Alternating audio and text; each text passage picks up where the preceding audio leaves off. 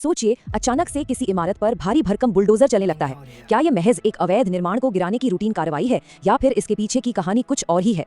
सच कहूं तो जब भी बुलडोजर चलता है ना, तो वो सिर्फ ईंट और पत्थर नहीं गिराता, बल्कि अपने पीछे कई गहरे सवाल भी छोड़ जाता है। हाल ही में एक ऐसा ही मामला सुर्खियों में आया है जिसने पूरे देश का ध्यान खींचा है। तो चलिए बिना किसी देरी के इस पूरे विवाद की तह तक जाते हैं।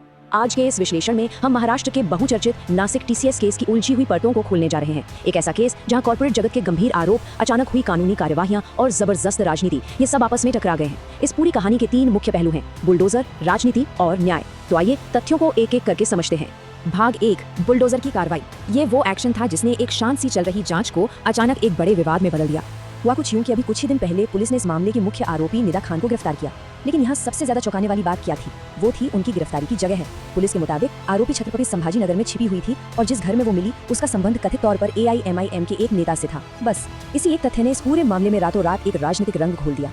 और गिरफ्तारी के तुरंत बाद जो हुआ वो तो और भी ज्यादा ड्रामेटिक था। कुछ ही समय बाद उसी संपत्ति पर नगर निगम ने एक बहुत बड़ी कार्रवाई कर दी। भारी पुलिस बल वहां पहुंचता है और उस घर पर सीधा बुलडोजर चला दिया जाता है। प्रशासन का ये एक्शन इतना तेज था कि इसने एक बहुत बड़ा सवाल खड़ा कर दिया। क्या ये सिर्फ एक नॉर्मल एडमिनिस्ट्रेटिव प्रोसेस था या फिर एक सख्त मैसेज देने का कोई तरीका? भाग 2, नासिक टीसीएस केस के आरोप। आखिर पुलिस आरोपी को ढूंढ क्यों रही थी? पुलिस के पास जो शुरुआती शिकायतें आई वो वाकई बेहद गंभीर थी। ये मामला सिर्फ वर्कप्लेस हैरेसमेंट या दफ्तर में उत्पीड़न तक सीमित नहीं था। आरोपी पर सीधा धार्मिक दबाव डालने और यहाँ तक कि एक कन्वर्जन रैकेट यानी धर्मांतरण गिरोह चलाने तक का संदेह जताया गया। जाहिर सी बात है, इन बेहद संवेदनशील आरोपों ने एक आम कॉर्पोरेट शिकायत को पल भर में राष्ट्रीय स्तर का मुद्दा बना दिया। लेकिन यहाँ एक बात बिल्कुल क्लियर कर लेना बहुत जरूरी है, ये सभी अभी सिर्फ और सिर्फ आरोप हैं। पुलिस की जांच अभी चल रही है और जैसा कि हमारे कानूनी सिस्टम में होता है, जब तक अदालत में सारे सबूत पेश नहीं हो जाते और दोष पूरी तरह से साबित नहीं हो जाता, तब तक किसी को भी अपराधी नहीं माना जा सकता। हमें इस पूरे विश्लेषण में इस बात का खास ख्याल रखना है। भाग 3, प्रशासन बनाम राजनीतिक विपक्ष। बुलडोजर एक्शन के बाद दोनों पक्षों के दावे एकदम अलग हैं।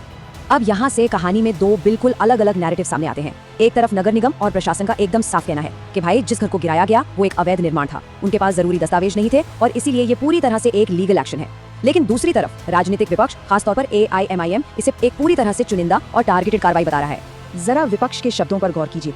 टारगेटेड एक्शन और गुंडा राज, ये कोई हल्के शब्द नहीं है। उनका सीधा आरोप है कि ये बुलडोजर किसी नियम या कानून के पालन के लिए नहीं चलाया गया, बल्कि इसके पीछे राजनीतिक द्वेष और डराने की मंशा छिपी हुई है। इन सब के बावजूद सरकार और पुलिस लगातार अपनी बात पर कायम है। उनका स्पष्ट रुख है कि उनकी कोई भी कार्रवाई कानून के दायरे से बाहर नहीं हुई है। प्रशासन का कहना है कि अवैध निर्माण के खिलाफ कार्रवाई करना नगर निगम का काम है और इसका आरोपी की गिरफ्तारी वाले मामले से कोई लेना देना नहीं है। उनके मुताबिक उन्होंने बिल्कुल वही किया जो किसी भी अन्य अवैध संपत्ति के मामले में किया जाता है, बिना किसी भेदभाव के। भाग 4, एक बड़ी सामाजिक बहस, क्योंकि जब ऐसे मुद्दे उठते हैं तो पब्लिक का रिएक्शन आना तो तय है।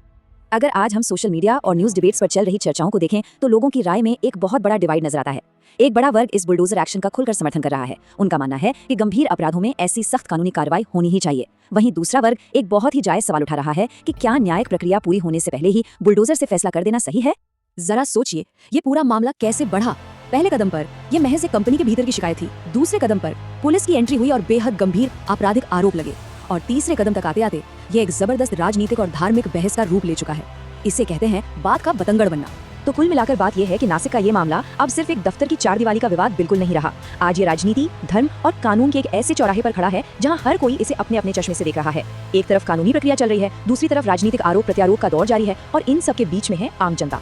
अंत में ये पूरा घटनाक्रम हमारे सामने एक बहुत बड़ा सवाल छोड़ जाता है। क्या ये सच में एक न्यायोचित और सही कानूनी कार्रवाई थी या फिर इसके पीछे कोई भारी राजनीतिक दबाव काम कर रहा था? दोनों पक्षों के तर्क और सारे तथ्य अब हमारे सामने हैं। बात अब केवल एक घर या एक केस की नहीं है, बल्कि पूरी व्यवस्था के काम करने के तरीके की है। सच्चाई जो भी हो, लेकिन इस सवाल पर विचार करना तो बनता है।